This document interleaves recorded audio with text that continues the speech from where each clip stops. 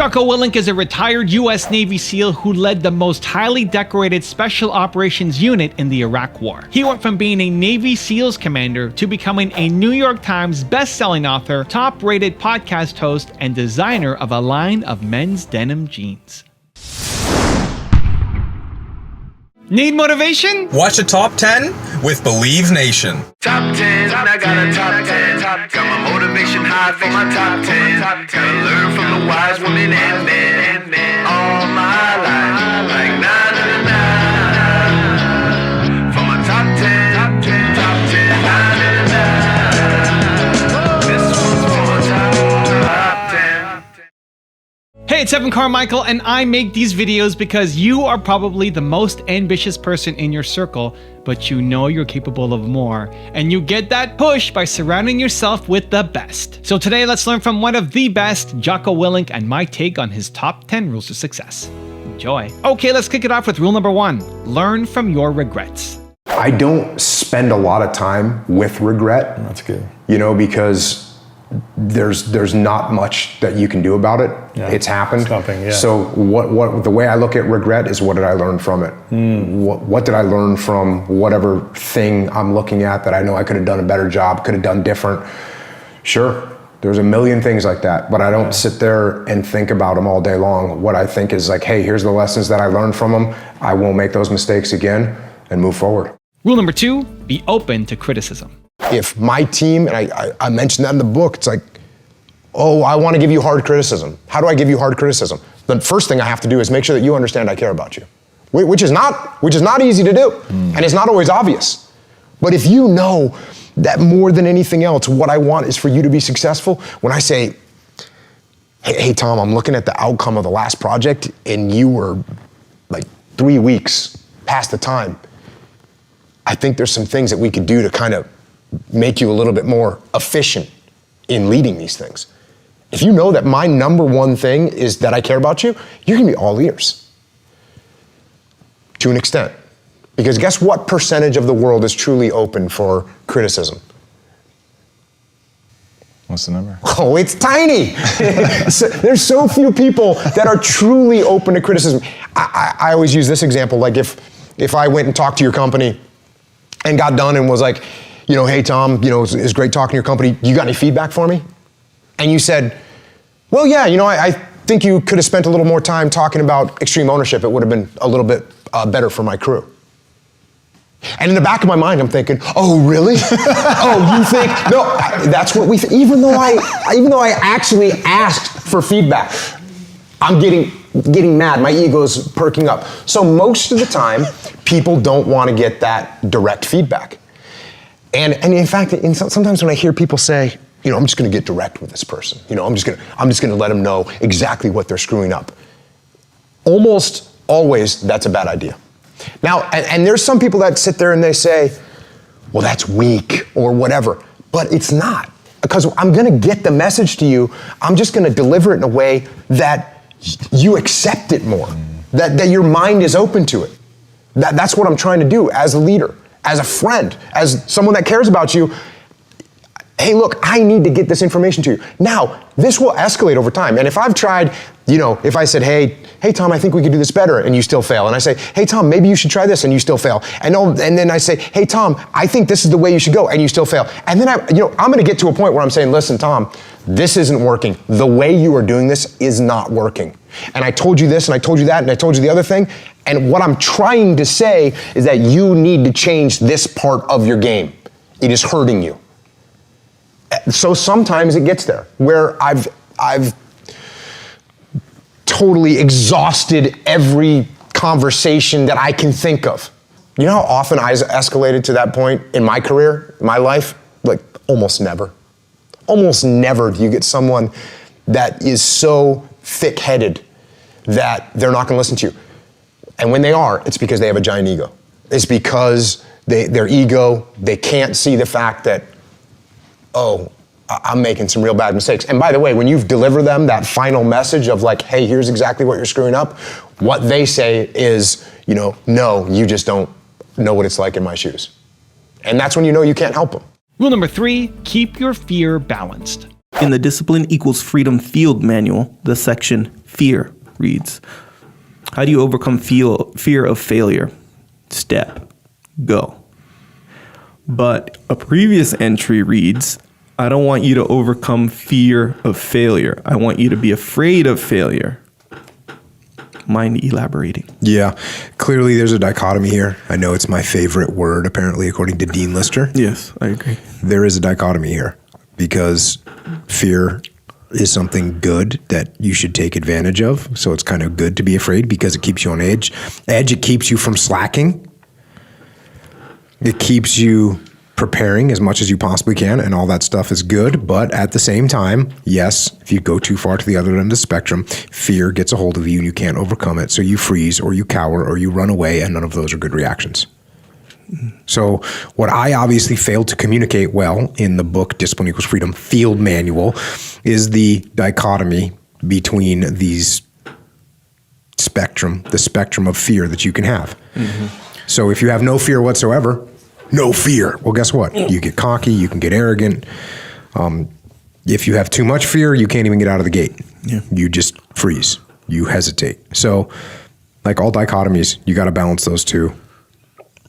And the way you balance those two is to try and do things that make you feel fear, right? Try and do things that make you feel fear.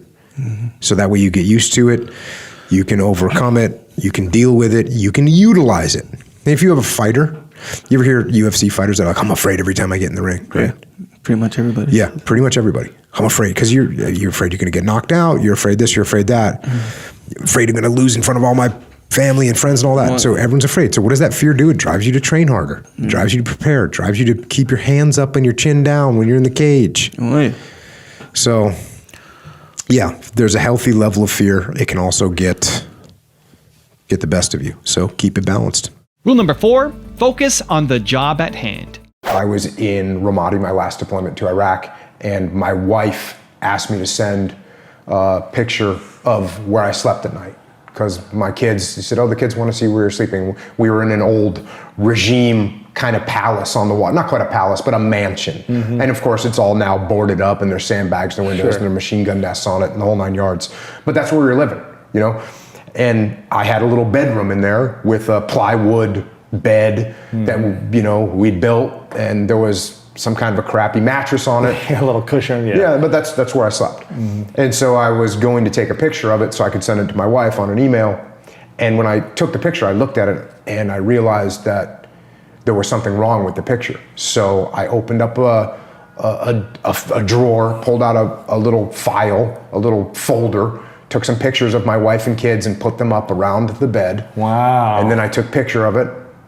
And then I took all those things back down. I put them back in the folder. I put them back in the drawer.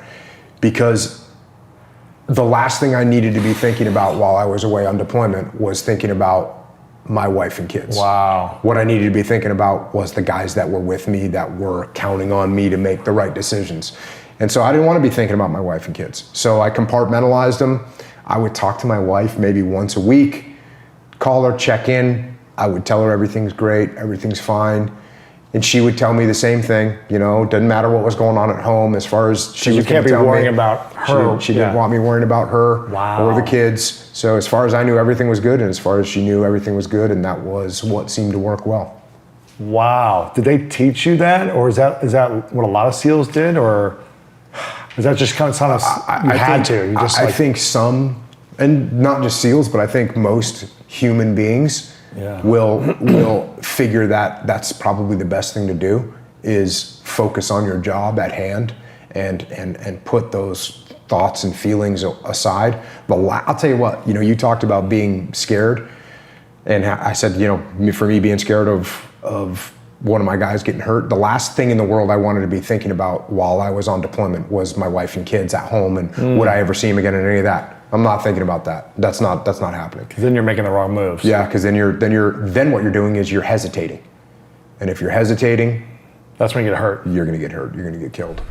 Also, if you want to have unstoppable confidence and self-love, check out my 254 series. They're free. The links to join are in the description below. People want to know how to stop the laziness, and they want to know how to stop the procrastination. And I looked at him and I said, I'm not a brand. I'm a person. You have to stop rationalizing, stop making excuses, stop telling yourself little watered down assessments of where you're really at. Tell yourself the truth. Rule number 5, learn to control your emotions. One of my answers for people when they say, hey, how can I get better at detaching and control my emotions? I tell them to start training jiu-jitsu. Because you're gonna get tapped out in jiu-jitsu. Your ego is gonna get smacked around so hard, you're gonna lose your mind. And the madder you get, the more aggressive you are, the more you're gonna get beat down and the worse it's gonna be. So you have to learn to control your emotions. No doubt about it. And then what you have to do is you have to start practicing it all the time. You have to start paying attention to the red flags that go up when I start raising my voice at you. I go, oh, that's your emotion, getting mad. And for me, like the minute I feel some sort of anger, some sort of jealousy, some sort of frustration, most of the time I go, oh, you're getting mad, that's your ego. You're getting emotional about this. Take a step back and listen to what the other person's saying. Take a step back and try and see it from their perspective. Take a step back and try and understand what they're trying to say. Because sometimes, if you're not a very articulate person, you're just making me mad. It's only because I don't understand what you're trying to say. Take a step back. Let's talk through it. So pay attention to, I always talk about when you're sending an email to someone and you're typing like this, don't send that email. That's not a good email to send. That's an emotional email. Wait, write it out, fine, and then save it and read it later and you'll realize, oh yeah, I was really mad about something or I was really frustrated. So how do you do it? You practice it. You pay attention to your emotions and you get control over them. Have kids. If you have kids, you'll have to learn to get control of your emotions. Rule number 6, take extreme ownership. This year I took extreme ownership over every detail and mistake of the roofing company I was starting. But instead of inspiring my employees, they just got entitled. Because of this, the business almost ran into the ground. In addition, I got so worn down that my resolve almost collapsed. In your estimation, what did I do wrong? So, this is an example. I don't see this all the time, but I do see it sometimes. And what we have here is, clearly, guy steps up and says, you know what, I'm going to take ownership. I'm going to take extreme ownership, which is what I'm always encouraging people to do. Leif and I wrote the book. We called the book Extreme Ownership because that is the fundamental principle that we see as the common trait that makes people successful when they're taking ownership instead of blaming other people. So that's what this guy did with the roofing company. Hey, I'm going to take ownership of all the mistakes. Now, the problem there is with the concept of extreme ownership, it means taking ownership of the mistakes, taking ownership of the problems, but it doesn't stop there. That is simply where you start, because the real true ownership that you need to take is you need to take extreme ownership of the solutions, of implementing the solutions, of creating and implementing the solutions. That's what you need to take ownership of. So in a situation like this, like for instance, I took ownership of everything, so my team became entitled. Now, first of all, in that statement in its own right, if I say, hey, we failed because my team became entitled, what did I just do? Blame them. I blame them for becoming entitled. Dang. Why did they become entitled? I allowed them to.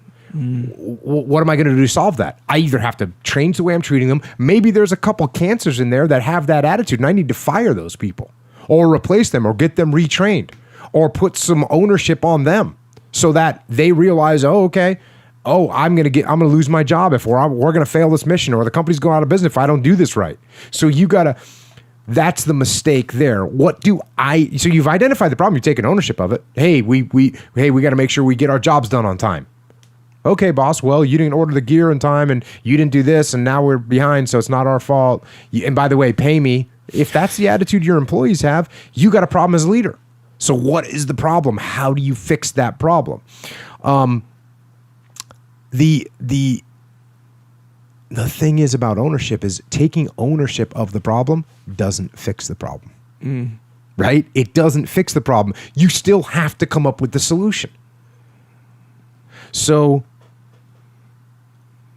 That's what it is.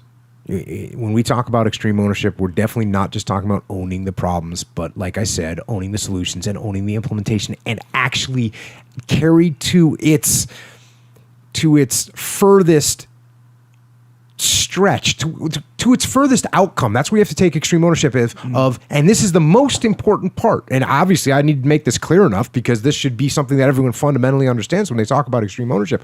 The most important part for you to own as a leader is the outcome, is the end state. If you are not meeting your end state, that's what you have to take ownership of. That's what you have to make happen. Rule number 7, build relationships. As a leader, we know that up and down the chain of command, you need to develop relationships, right? That's what you're supposed to do. That means you need to communicate with people. That means you need to talk, and you need to listen, and you need to develop trust. And one of the best ways to develop trust with other people is by exposing some vulnerability. By saying, hey, Echo, I'm not quite sure how to do this. Or, hey, Echo, hey, can you help me with this issue I have going on here? I don't know how to solve it. That's ways that you build trust and thereby build relationships. Rule number 8, understand human nature. Well, if you want to be a good leader, you have to understand human nature. And the places where human nature reveals itself most clearly are times of extreme sorrow, pain, suffering, and inhumanity. So if you want to see what happens to human beings, how they behave, see what they do in a concentration camp. If you want to understand humans better, understand what they do in the genocide in Rwanda, when 800,000 people were killed in 100 days, mostly with machetes. There's something going on there that we need to understand. If you want to understand leadership, you want to understand human nature, you need to look at the My Lai massacre, which happened in Vietnam, which was perpetrated by American soldiers, normal American soldiers. Normal American soldiers, you see the typical war movie, they got the typical Americans, they got the kid from the city, they got the kid from the country, they got the jock, they got the rock, that's what this was. That's what that company of soldiers was. And they went in there and committed heinous atrocities. And if we don't recognize what causes that, where that comes from, and that it's actually possible, then it's bound to happen again. Rule number 9, put your ego in check. Why are we triggered to react or be defensive or guarded or in this kind of survival mode when life isn't actually threatening us in a corporate setting or... Well, the thing that's driving in a corporate setting often is your ego. Which, by the way, is the same thing that drives a lot of things that unfold, the same things that unfold in a combat scenario. Yeah. It's like, oh, your ego's involved. Hey, I think we should do this plan this way. And then you think we should do it a different way. My plan's better. You think your plan's better. We bang heads. Like, that's bad. That happens in war, and it happens in the corporate society as well. Ego. Ego. Ego drives all kinds of decisions that you make. Bad decisions. It drives some good decisions too, right? I mean, it does.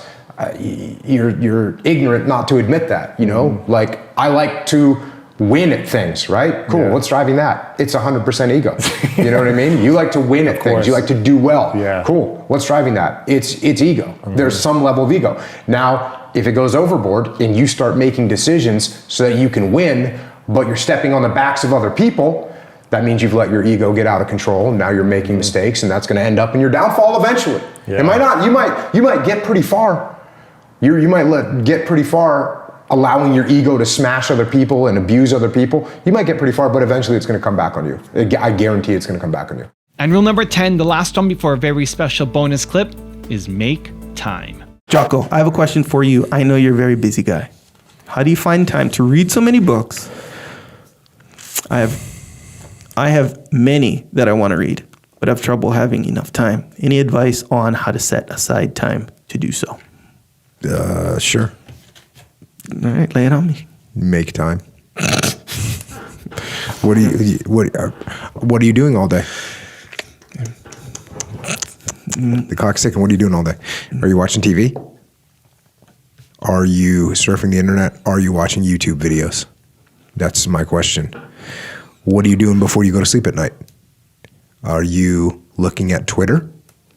Are you looking at Instagram posts, Instagram videos? Tell me they're not like an addiction.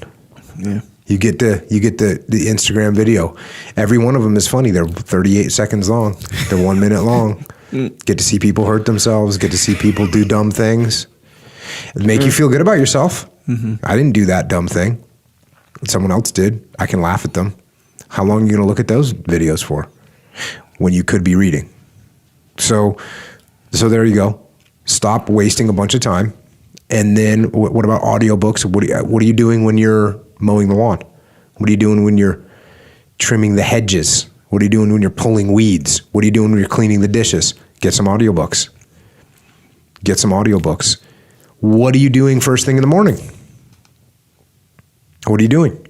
Are you waking up, checking your email, sitting around, waiting, wasting a bunch of time? Are you getting up early enough that you could just get up, get out of bed, go and read for 30 minutes? 30 minutes. That's what you have to do. You have to make time. There's plenty of time to read. There's plenty of time to read.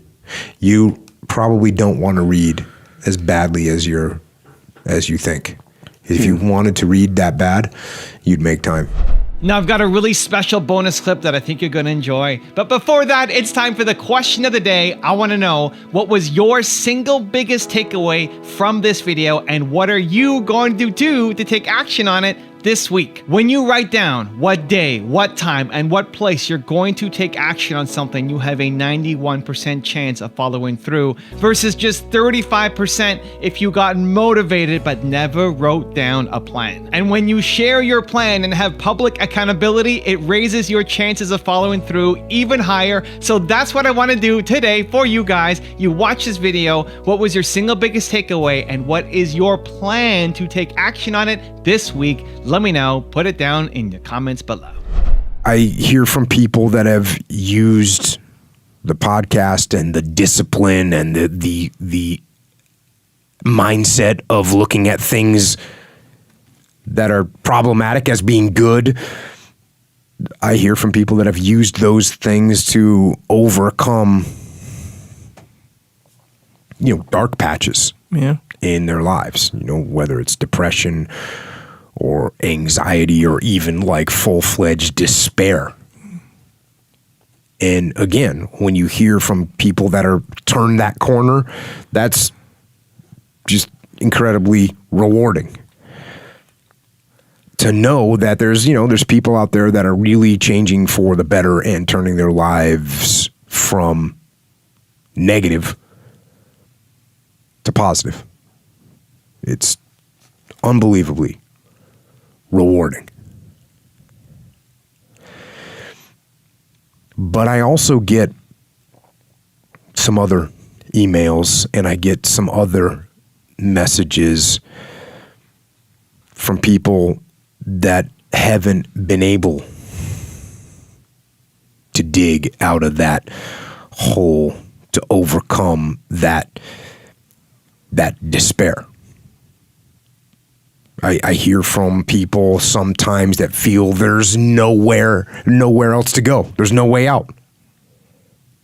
And they don't have any more options.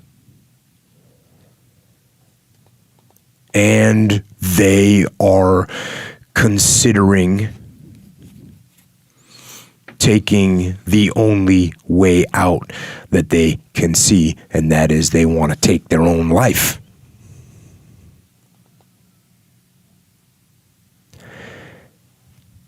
And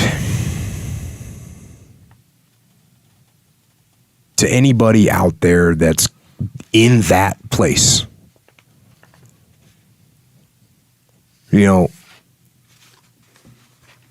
I don't really know what exactly to tell you, but I can kind of tell you what I think. I think no. I think no. I think don't save that last bullet for yourself. Don't save it for yourself. You lock and load that last bullet and you shoot it at your enemy. And when you're out of bullets, get out your knife and attack with that. And if you lose your knife, then you grab your enemy by the throat and you keep fighting. And you keep fighting and you keep fighting and you keep fighting no matter what. And you never quit.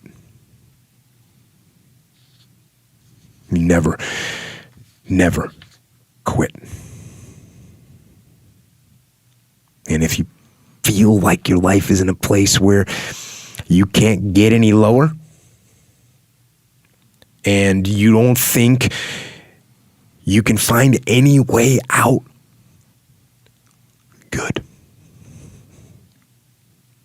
Because that means the ultimate challenge is ahead of you. It means you can only go up.